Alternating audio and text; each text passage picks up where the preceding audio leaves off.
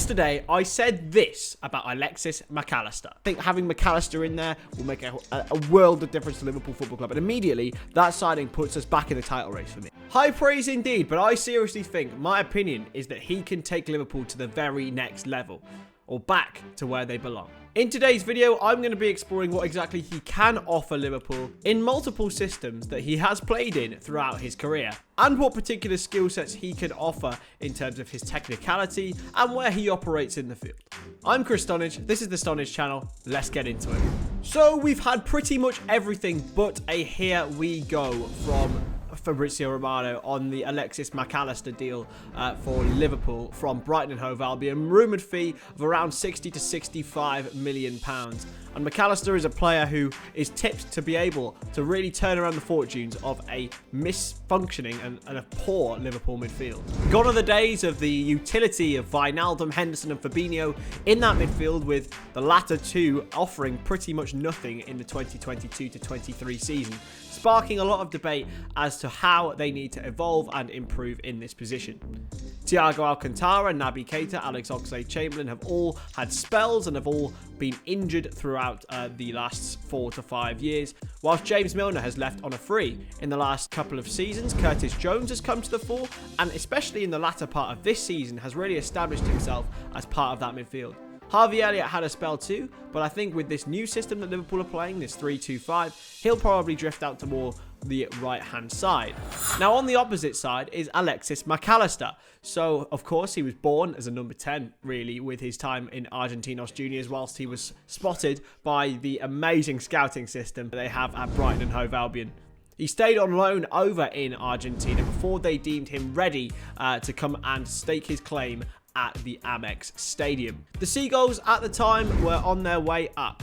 Graham Potter had guided them to a couple of frustrating seasons, but there was plenty of promise with a squad that was changing, that was getting younger, and that was getting more ready to compete with England's elite. Mac Allister is a silent operator who does not monopolise the covers, but whose work is primordial, having a great work rate and leaving everything on the pitch for his squad.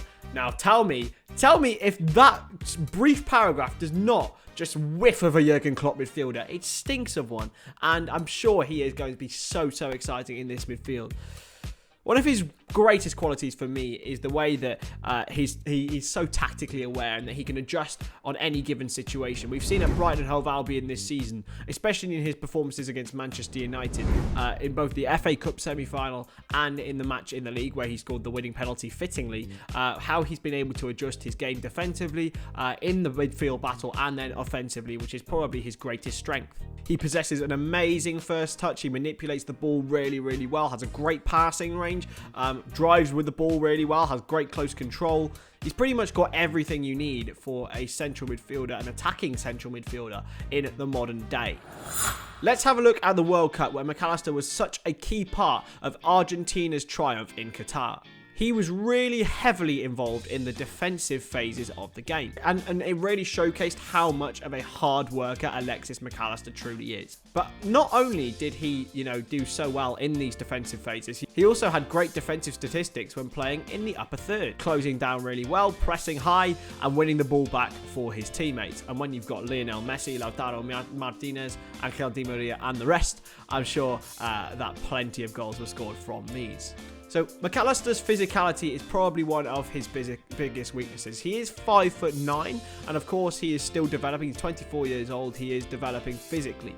And I think at that sort of height, it reminds me very much of Gini Wijnaldum when he came to Liverpool, and how much he developed his upper strength in terms of keeping the ball in deeper areas. Do I think Mac Allister will play in a similar role to Wijnaldum? Not at all. I think in Liverpool's new 3-2-5 system, or we'll call it, it's a 4-3-3 with an added midfielder, basically, in Trent Alexander-Arnold. He'll play in that right role where Cody Gakpo has occupied it, Harvey Elliott's occupied it, Jordan Henderson's occupied it as well, and I feel like he is pretty much tailor-made for that. Of course, there's been several links to Jude Bellingham, which we won't talk about. Nicola Borrea, again, similar players who can drive forward with the ball and really create space for his teammates. But I think Mac Allister is probably one of the most intelligent footballers that Liverpool have been linked with. Maybe he's not the quickest, maybe he's not the strongest, but he's got every other attribute, I think, that makes him capable of transforming this Liverpool midfield. Another thing Mac Allister can offer for Liverpool is his proficiency from set pieces. We love a set piece, and Liverpool were the top goal scorers from set pieces this season in the Premier League. And he delivers really, really dangerous corners, can shoot from free kicks, and also take penalties. Of course, we've seen a little bit of a slump from Mo Salah when it comes to goals from the spot. Big misses against Bournemouth and against Tottenham this season in particular, and Arsenal as well. Not Tottenham, it was Arsenal, wasn't it? But yeah, he also has 0.3 goals per 90, which I think a lot of people have always been screaming out for a goal-scoring midfielder from Liverpool. It's never really been needed. I think now we need to look forward and think, how else can we add goals to this team? How else can we make sure that we continue to threaten from all over the field? And Mac Allister is a way that we can do that. He is the option from coming from deep, like a Gerrard or a Lampard in that regard. So how does he fit in back from, comparing to Liverpool midfielders? As I said, his athleticism is poor in comparison to what you would think, say, like a Henderson, a Milner, or an Oxlade-Chamberlain in his prime when he was darting up and down. He is not really the quickest or the strongest. He's not explosive, but he's extremely technical. He's very, very good. He's not slow. He's not slow and he's not weak, but he's not exceptional in either field. He's got quite an average ability in duels. We're going back to our good friend FB Ref. He's lost 1.1 challenges per 90, which leaves him in the 50th percentile. And he scored low for passes blocked, which is in the 28th, and interceptions, which is in the 26th. Obviously, we've got going to have 3 other bodies in midfield to help out with that. So Mac Allister's job will be primarily looking forward and to utilise that in the final third rather than in the defensive and middle thirds. He has actually got 7.14 ball recoveries per 90, which is a very, very good start. It puts him in the 74th percentile. So he's not exactly lax in that regard. It's just a place where he can improve. And if anyone can do that, it's Jurgen Klopp. So Brighton have utilised Mac Allister in both the number 6 and the number 10.